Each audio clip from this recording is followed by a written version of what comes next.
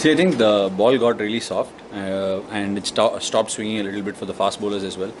And we identified the fact that we needed to keep the runs in check and also keep things quiet so that when one wicket fell, we could really capitalize on it. And even before the game, we had identified this as a phase where runs would go. And we were always stacking it up for the second new ball to come. So we were really prepared to take the game as deep as possible. And that's what Test match cricket is all about. And I think we, as a unit, stuck to it pretty well.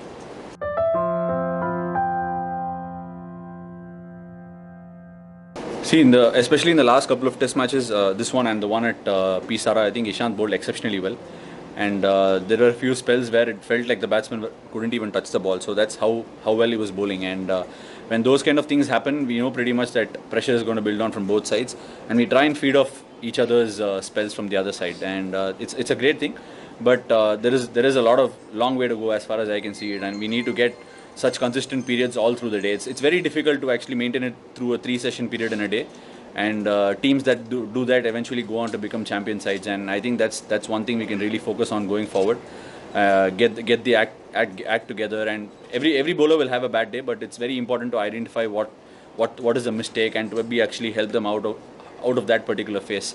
So we tried doing that with a little bit with Umesh this game. Umesh, I thought, bowled some wonderful spells in this game. So we are trying to be more interactive, and Virat is really embracing the fact that we need to communicate very well with each other, and that's one aspect that's really come a long way in this tour.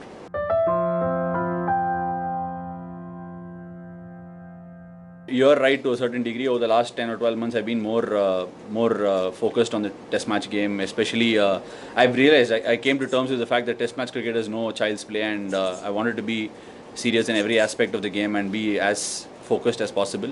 And it's definitely fetching results for now. But tomorrow I could go a little racket and try different things as well.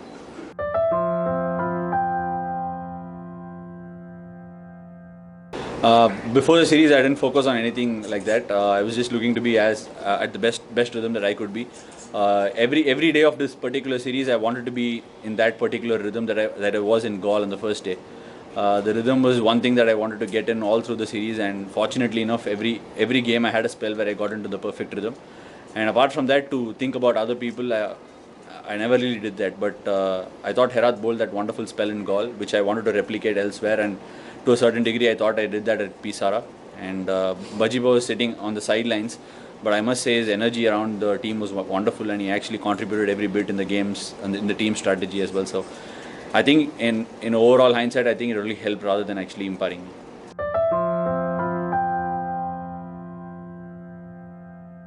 See, the heat was very testing here for starters. So, I mean, ideally a 3 or 4 over spell is not perfect for a spinner. But I think it's also the fact that he just mentioned some time ago that when you're playing 5 bowlers, one bowler gets underbowled.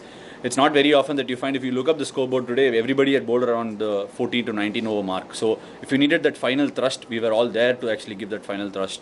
And that's one positive side of it. And I think there will be days when you actually bowl a longer spell, which happened at the last game as well. So I think it's also about coming to terms with what kind of a spell I would like and what kind of spells he likes to operate me in. So it's about a comfort factor. I think we'll develop it over a period of time. As it is, we have no qualms in talking and discussing. I go and tell him whatever I feel like on the field. So it's great in that angle.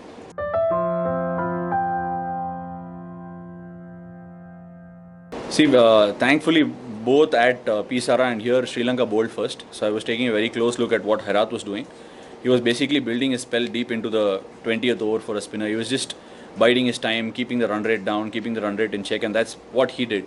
There is a mild difference between me and Herath. Herath doesn't get as much as bounce I do, so I do go for a few more runs than he does. So, but I was looking to replicate what he did, try and keep it within the stump line, the channel lines, and try and see if I could extract one odd ball to bounce, which I was perfectly capable of. So from those angles, I was looking to actually push myself to another limit, saying, okay, if I had done that there, I should be able to do a fair enough job for the fast bowlers, be a good foil for them in the first innings. Thankfully, they just bundled them out in the first innings. I didn't have to do much. And second innings, I knew winning a test match on the final day, there is a certain bit of responsibility attached to the spinner, so I wanted to take the mantle up.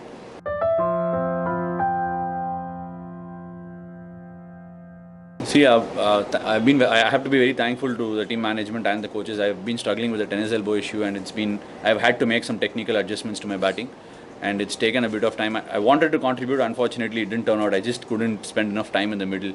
But yesterday was one such day where the game situation demanded me to put everything behind and watch the ball closely. So I did it, and thankfully it came off really well. I thought I struck the ball really well yesterday.